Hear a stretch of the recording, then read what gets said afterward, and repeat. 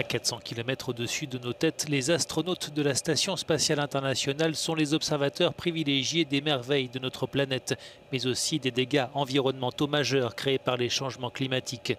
Avant la COP26, le Français Thomas Pesquet livre ses observations et ses inquiétudes sur la multiplication des phénomènes extrêmes.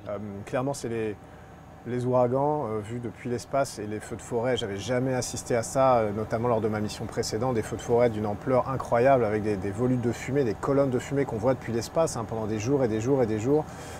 C'était impressionnant de se dire l'énergie qui était dégagée et les dégâts qui étaient évidemment provoqués pour les gens qui avaient la malchance d'être sur la trajectoire de ces incendies.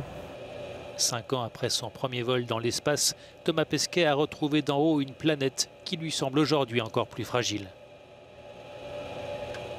La pollution des rivières ou l'érosion des sédiments le long des cours d'eau qui arrivent dans la mer et qui détruisent les terres arables en amont. La pollution de l'air, la fonte des glaciers, les coupes dans la forêt amazonienne, tout ça on l'observe depuis la station spatiale.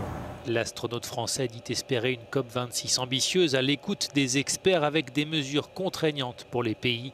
L'urgence, insiste-t-il, est de sortir du tout carbone et de donner la priorité aux énergies renouvelables sans gaz à effet de serre.